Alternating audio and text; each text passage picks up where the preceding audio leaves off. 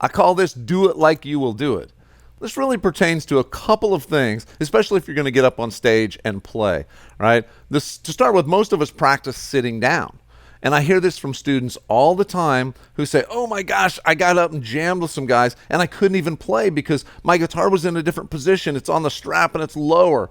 So that's a common problem. So we can fix that by just occasionally practicing standing up. So put your guitar on the strap and stand up and play, just like you would if you're doing a performance, right? So one of the keys with that, though, is it's really a good idea to not have your guitar super low on your strap, okay?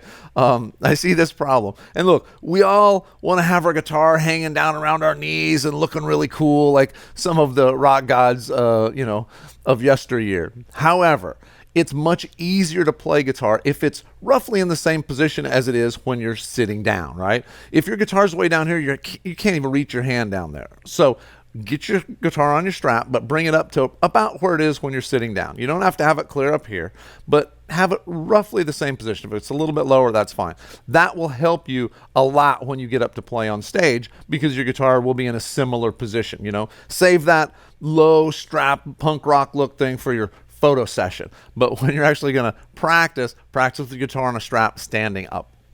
The second thing that sometimes will throw you when you actually get up on stage and jam is volume. And this is because we often practiced with either a little, small practice amp or maybe plugged into our computer with headphones on, really quiet at night. That's how we practice.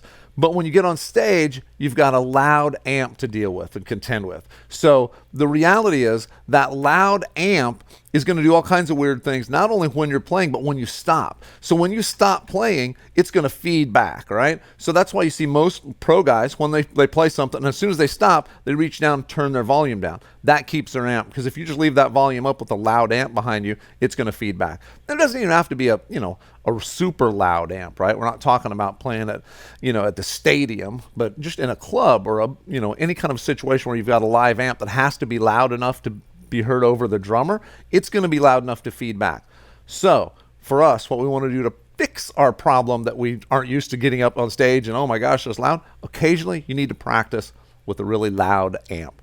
So you may have to wait till the family's out of town, maybe the neighbors are gone for the weekend, and then I want you to crank up your amp really loud and get used to playing some of the things that you normally play. Maybe jam through some songs, but get used to that volume, right? Get used to feeling that volume, and more importantly, get used to what happens between songs or during breaks of songs where your guitar is still live. So even just touching it like this will make it go boom. So you can't do that. So you have to turn it down, and you'll get used to that if you do it a few times. That will help you prepare for when you get up and jam. So remember, keep your guitar on the strap a little bit higher and practice standing up, and then occasionally practice with a loud amp. That way you'll be ready for anything.